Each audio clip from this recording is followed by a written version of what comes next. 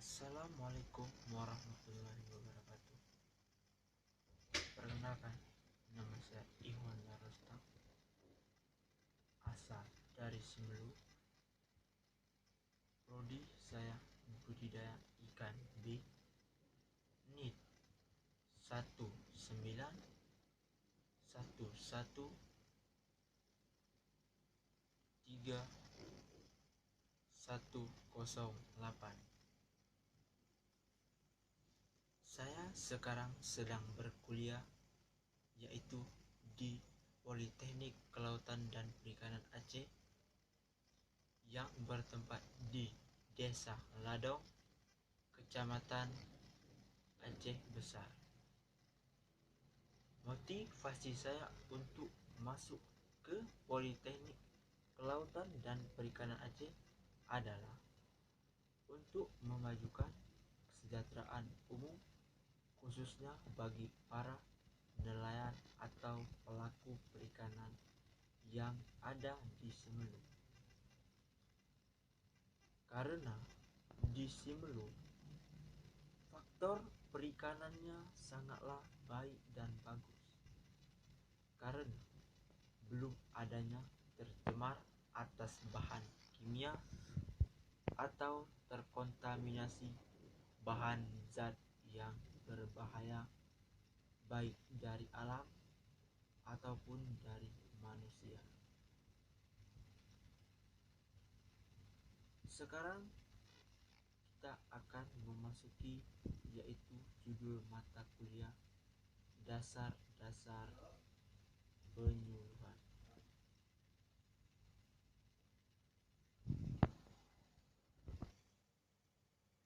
Pengertian komunikasi. Komunikasi adalah suatu proses di mana seseorang atau beberapa orang dan lebih atau sekelompok organisasi dan masyarakat menciptakan dan menggunakan informasi agar terhubung dengan orang lain. Komunikasi juga dapat dijelaskan adalah cara untuk manusia saling berkomunikasi, mau itu dari sisi apapun. Dengan adanya komunikasi, kita sangat mudah untuk mendapatkan informasi dari manapun atau dari siapapun. Komponen-komponen komunikasi.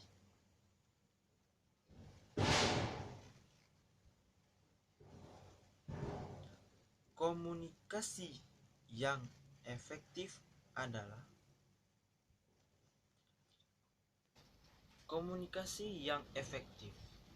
salah satu hal yang menyebabkan banyak orang berselisih paham adalah karena kurangnya komunikasi. Komunikasi terkadang sangat disepelekan oleh masyarakat atau orang lain. Padahal kesalahan sebuah dalam komunikasi dapat menimbulkan sebuah permasalahan yang runyam dalam relasi dua atau lebih orang. Paling sederhana contoh penyampaian pesan dari komunikator kepada komunikan. Proses ini menghasilkan feedback dari komunikan sehingga komunikasi dapat berlangsung secara dua arah antara komunikator dan komunikan. Semua orang dapat berkomunikasi dengan caranya masing-masing, tetapi tidak efektif.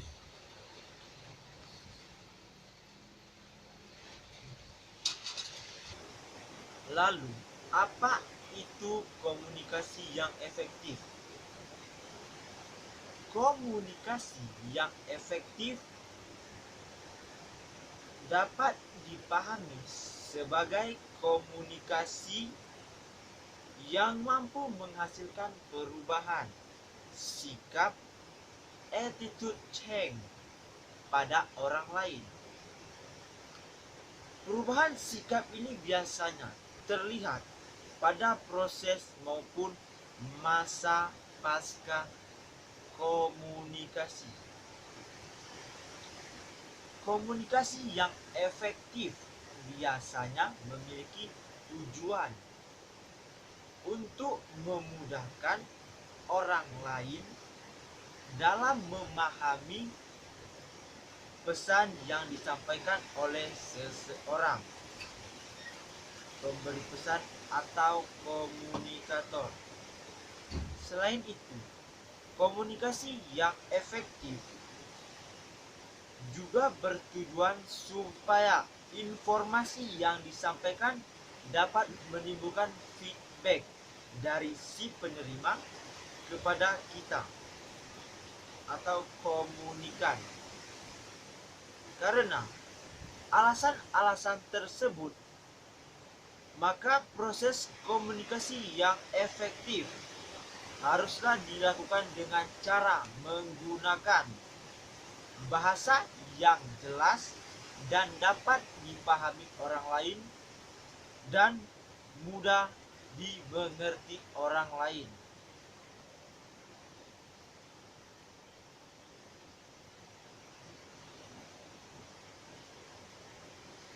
Komunikasi yang efektif hanya dapat terjadi jika komunikator dan komunikan memiliki persamaan dalam pengertian, sikap, dan bahasa. Sebuah komunikasi dikatakan efektif apabila pesan dapat diterima dan dimengerti serta dipahami sebagaimana yang dimaksud oleh pengirimnya. Pesan yang disampaikan oleh pengirim dapat disetujui oleh penerima dan ditindaklanjuti dengan perbuatan yang diminati oleh pengirim. 2. Tidak ada hambatan yang berarti untuk melakukan apa yang seharusnya dilakukan untuk menindaklanjuti pesan yang dikirim.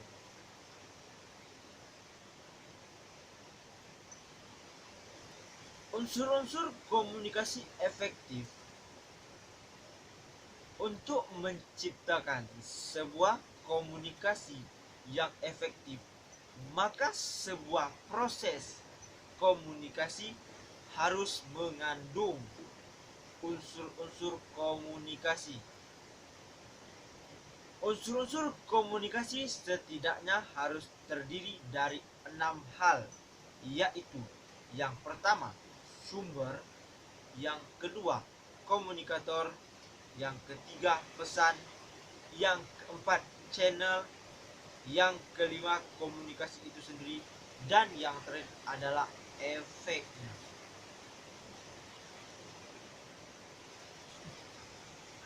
Satu, sumber. Sumber sebagai salah satu unsur dalam unsur komunikasi adalah dasar yang digunakan dalam penyampaian pesan dan digunakan dalam rangka memperkuat pesan yang hendak disampaikan.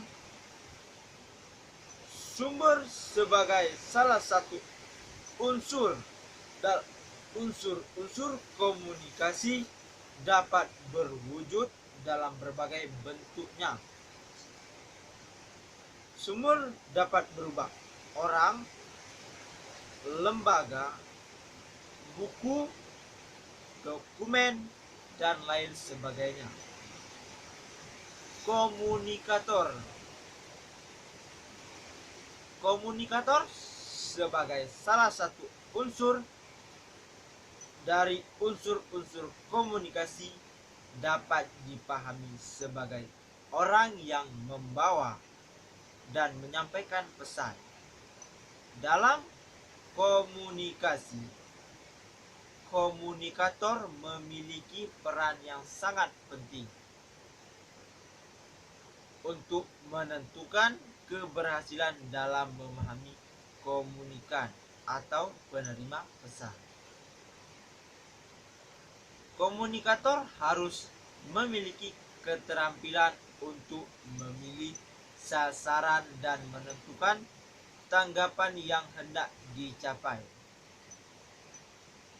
Sebelum melakukan proses komunikasi, komunikator harus mampu menangkap pesan yang disampaikan. Komunikator juga harus bisa menentukan media yang akan digunakan untuk melakukan persuasi sehingga lebih efisien dalam mencapai sasaran atau target.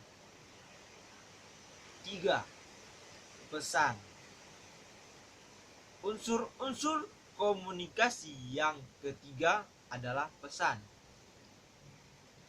Pesan sebagai salah satu unsur dalam unsur-unsur komunikasi dapat dipahami sebagai materi yang diberikan oleh komunikator kepada komunikan.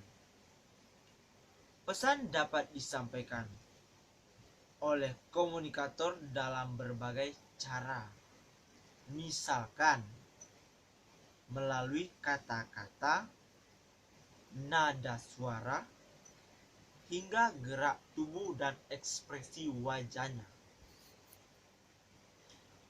Pesan sebagai salah satu unsur dalam unsur-unsur komunikasi dapat berwujud dalam bentuk diantaranya: A. Pesan informatif.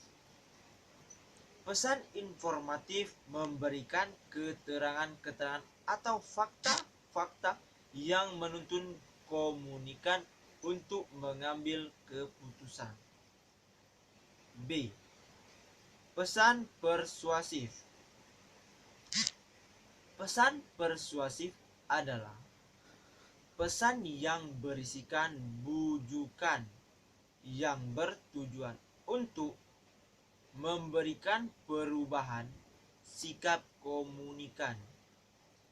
Perubahan yang terjadi merupakan perubahan yang tidak dipaksakan, melainkan berasal dari kehendak diri sendiri. C. Pesan koersif.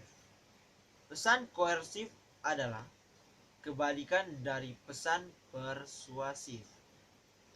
Pesan koersif bersifat memaksa dengan mengandalkan sanksi-sanksi untuk menekan komunikan. 4. Channel. Channel merupakan unsur-unsur komunikasi yang selanjutnya. Channel merupakan salah satu penyampaian pesan atau sharing, juga dapat dengan media komunikasi. Media komunikasi dapat dibagi ke dalam dua kategori, yakni komunikasi massa. Media komunikasi personal digunakan oleh dua orang atau lebih untuk saling berhubungan. Sifat dari media komunikasi ini pribadi, sehingga dampaknya tidak bisa dirasakan oleh banyak orang. Contoh dari media komunikasi personal adalah telepon genggam, aplikasi chatting seperti WhatsApp, Line, BBM, dan yang lainnya, dan juga Skype. Media komunikasi yang kedua adalah media komunikasi massa. Media komunikasi ini digunakan untuk mengkomunikasikan pesan dari satu atau beberapa orang kepada hal ramai. Karena sifatnya yang masif, maka media komunikasi massa dapat memiliki dampak yang besar bagi banyak orang. Contoh media komunikasi massa adalah televisi, radio, hingga yang terbaru sekarang adalah Instagram dan Twitter atau YouTube. Komunikasi 5. Unsur-unsur komunikasi yang selanjutnya adalah komunikasi itu sendiri. Komunikasi sebagai salah satu unsur dalam unsur-unsur komunikasi dapat dibedakan dalam beberapa macam kategori. Mulai dari segi sifatnya, arahnya, hingga jumlah orang yang terlibat di dalamnya. Unsur-unsur komunikasi ini umumnya dibedakan berdasarkan kategori sifat, yakni dikelompokkan dari dua kategori, yaitu komunikasi verbal dan komunikasi non-verbal. Contoh komunikasi verbal. A. Komunikasi verbal. Komunikasi verbal merupakan komunikasi yang menggunakan simbol-simbol verbal. Simbol-simbol verbal ini dapat diwujudkan ke dalam bentuk lisan maupun tulisan. Unsur-unsur komunikasi secara lisan dapat dilakukan oleh dua orang atau lebih melalui hubungan tatap muka secara langsung tanpa ada jarak maupun peralatan yang menjadi medianya. Unsur-unsur komunikasi lisan dapat terlihat pada kegiatan yang dilakukan oleh orang-orang ketika berada di kantor, sekolah, kampus, ataupun tempat lainnya. Komunikasi non-verbal. Komunikasi non-verbal merupakan unsur-unsur komunikasi dalam bentuk komunikasi. Dalam bentuk komunikasi yang dilakukan tanpa menggunakan kata-kata atau tanpa berbicara, melainkan simbol-simbol lainnya. Komunikasi non-verbal dapat ditunjukkan oleh tubuh manusia secara alami melalui gerak isyarat, bahasa tubuh, ekspresi wajah, dan kontak mata. Sementara itu, komunikasi nonverbal dapat pula ditunjuk dari hal-hal lain seperti gaya berpakaian, potongan rambut, intonasi suara, hingga gaya berjalannya. 6. Efek. Unsur-unsur komunikasi yang selanjutnya adalah efek. Efek merupakan unsur-unsur komunikasi yang memiliki definisi hasil akhir dari suatu komunikasi. Efek komunikasi dapat beraneka macam dan dapat dilihat dalam 3 kategori, yaitu yang pertama, personal opinion. Personal opinion adalah sikap dan dapat seseorang pada suatu masalah tertentu. B. Public opinion. Public opinion merupakan pilihan sosial mengenai suatu hal berdasarkan proses pertukaran pikiran. 3. Majority opinion. Majority opinion dapat dipahami sebagai pendapat yang disetujui oleh sebagian republik atau masyarakat.